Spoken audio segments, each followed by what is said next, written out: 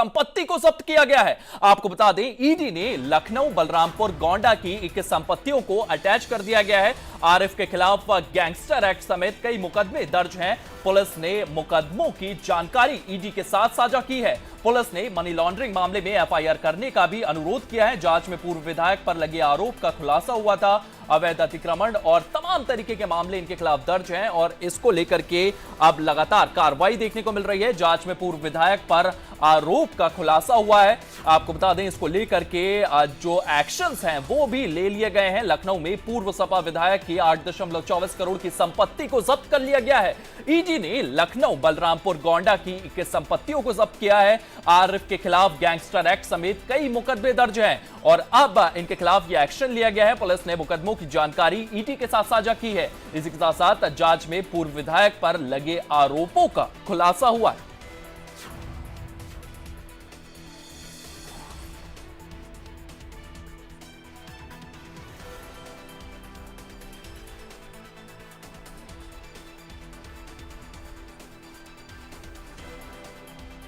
तो इस वक्त ये बड़ी खबर सामने आ रही है। आपको बता दें, पुलिस ने मुकदमे की जानकारी ईडी को दी है। पूर्व सपा विधायक के खिलाफ ये कार्रवाई देखने को मिली है। उनकी 8.24 करोड़ की संपत्ति जो है उसे जब्त कर लिया गया है। ईडी ने लखनऊ, बलरामपुर, गोंडा की 21 संपत्तियों को अटैच कर लिया है। वहीं अगर बात करें तो आरिफ के खिलाफ गैंगस्टर एक्ट समेत कई मुकदमे जो हैं वो दर्ज थे। इनकी जांच पड़ताल लगातार चल रही थी। पुलिस ने मुकदमों की जानकारी ईडी से साझा की है।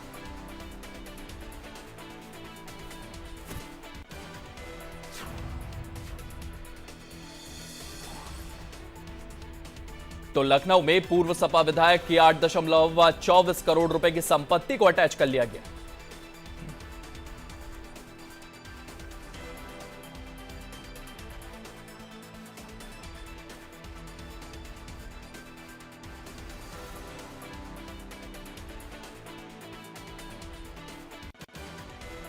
और इसी खबर को लेकर के हमारे सहयोगी मोहम्मद शबाब और अभिषेक हमारे साथ मौजूद हैं। शबाब साहब, इस खबर को लेकर के क्या कुछ जानकारियां सामने आ रही है? जिस तरीके से 8.24 करोड़ रुपए की संपत्ति जो है वो अटैच कर ली गई है, क्या ये पूरा मामला है? विस्तार से बताइए।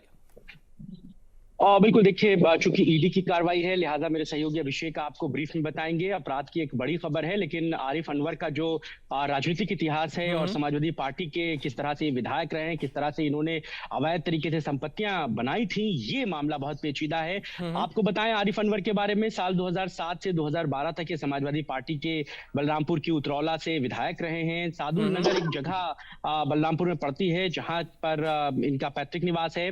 पुरानी राजनीतिक विरासत और पुराना राजनीतिक कामकाज इनका रहा है। समाजवादी पार्टी में विधायक रहे। इसके बाद से ही जो अवैध तरीके से संपत्तियों को बनाने का और एक जो बड़ा कॉकस इनका था वो धीरे धीरे फलने फूलने लगा।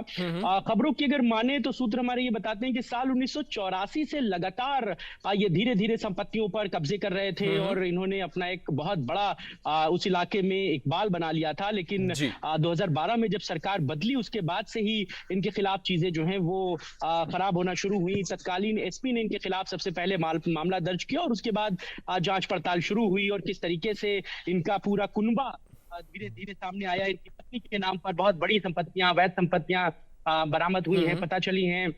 इसके अलावा इनके छोटे बेटे के नाम से अवैध संपत्तियां लखनऊ, गोंडा, बलरामपुर के अलावा दिल्ली और नोएडा में भी बताई जा रही हैं। तो इस तरीके से अवैध संपत्तियों का एक काला कारनामा, काला कारोबार इनका चल रहा था और बड़े पैमाने पर सत्ता के रसूख के चलते, सत्ता की छत्र छाया में इन्होंने खूब बड़े पैमाने पर जो है वो अवैध जो जमीनों के कब्जे और अधिग्रहण के मामले थे उनको किया है। जी शबाब साहब। अभिषेक, शबाब साहब ने जिस तरीके से इस पूरे मामले को ब्रीफली बताया है, जो मुकदमा उन पर दर्ज किया गया है 8.40 करोड़ रुपए की घपले का उन पर आरोप है, और इसको लेकर के पूरी विस्तार से जानकारी दीजिए अभिषेक।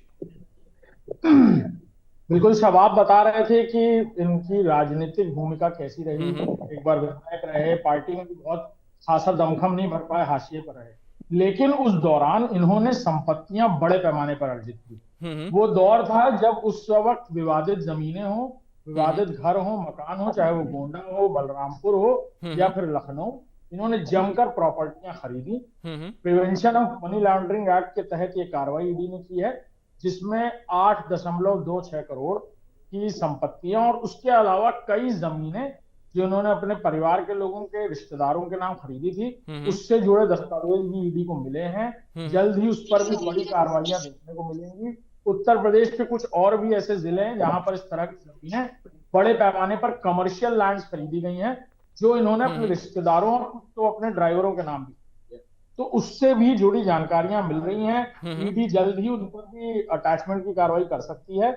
और सीधे तौर पर कहा जाए तो prevention of money laundering act के तहत की गई इस कार्रवाई के बाद ये कहा जा सकता है कि अब पूर्व विधायक आरिफ की मुश्किलें बढ़ सकती हैं, क्योंकि आने वाले दिनों में जिस तरह से दस्तावेज ईडी तक पहुंचे हैं, जिस तरह की जानकारियां ईडी को मिली हैं कि इन्होंने उस दौरान न सिर्फ जमीनें खरीदी, बल्कि कई ऐसे मामलों में जहां पर जमीनें किसी और के नाम थी, उनसे रजिस्ट्री अपने परिवार के लोगों के नाम करवाई है।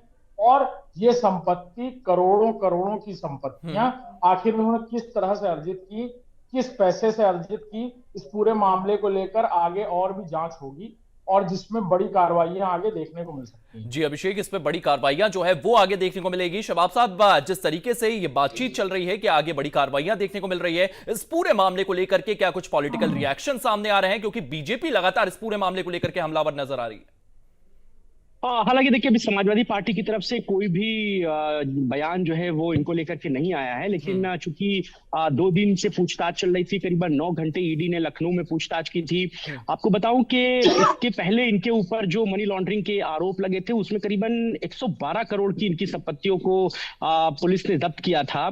ईडी इन मामलों को लेकर के इनसे पूछताछ कर रही थी। पहले इनसे पूछताछ हुई, फिर इनके पत्नी से पूछताछ हुई लखनऊ में, फिर इनके बेटे से पूछताछ हुई। करीबन 9 घंटे पूछताछ चली है कि ये जो संपत्तियां आपने अर्जित की थी, उनका सोर्स क्या था, कहां से आप ये पैसा लाए और कहां पर आपने इन पैसे को लगाया और किस तरीके से आपने इन संपत्तियों को खड़ा किया।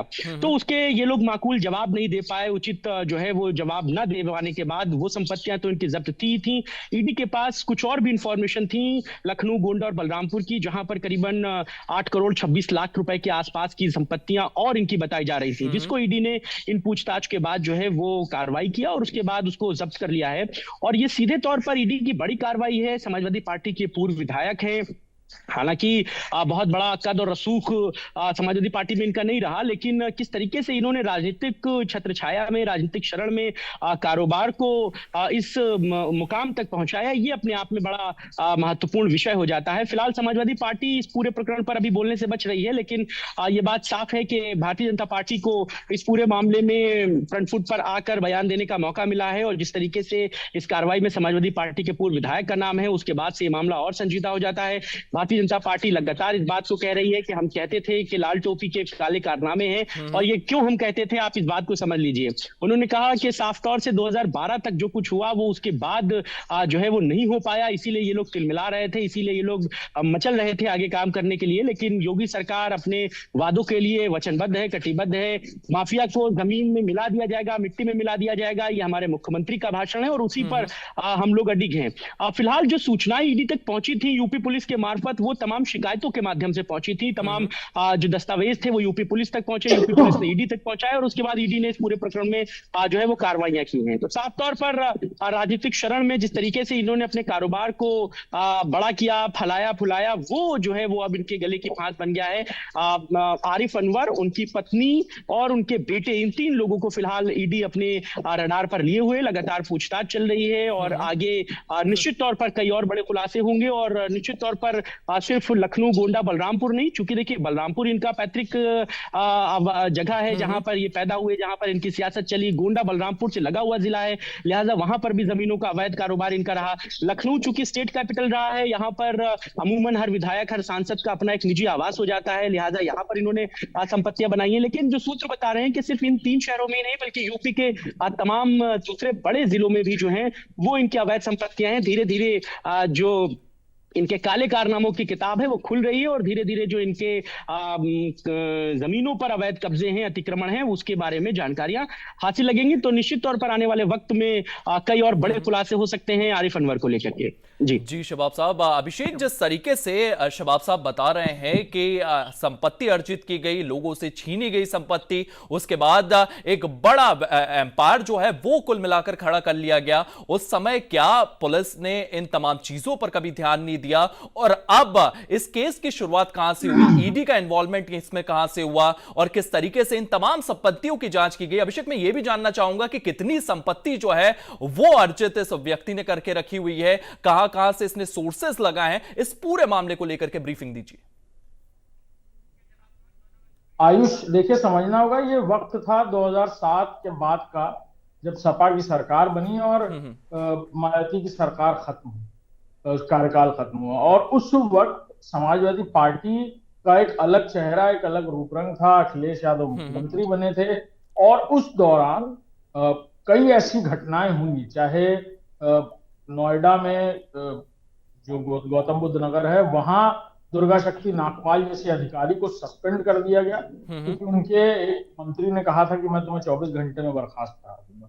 तो इस तरह की कई कार्रवाई थी, क्योंकि समाजवादी पार्टी का काम करने का तरीका सरकार के दौरान भी अपने नेताओं की बात को जमीनी स्तर पर मैसेज की तरह इम्प्लांट करना कि हमारा नेता अगर जमीन पर उतर के कोई बात कह रहा है तो उसके लिए सरकार भी लग जाएगी। सरकार में बैठा सबसे ऊपर का आदमी भी नीचे बैठे सबसे छोटे कार्यकर्ता के लिए कोई भी फैसला लेने को तैयार हो जाएगा।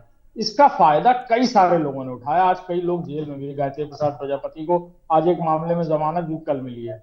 और इसी तरह ये आरिफ जो समाजवादी पार्टी के उस वक्त विधायक थे, इन्होंने भी अकूत संपत्ति अर्जित की है। ऐसे कई सारे लोग हैं जिनके ऊपर कई मुकदमे भी दर्ज हैं उस दौरान। और आप जो सवाल कर रहे हैं कि पुलिस ने उस वक्त क्या किया, तो आप ये समझ सकते हैं कि समाजवादी पार्टी सरकार का जो दौर था, उस वक्त पुलिस या कोई अधिकारी हिमाकत भी नहीं कर सकता था किसी पार्षद को, किसी कार्यकर्ता को कुछ कहने की।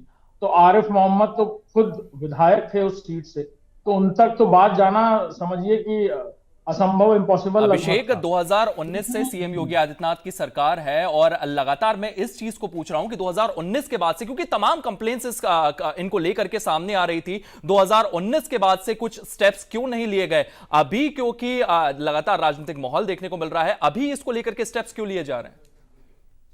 बिल्कुल, आप देखिए कि समाजवादी पार्टी को ये दूसरा सेटबैक है 24 घंटे में।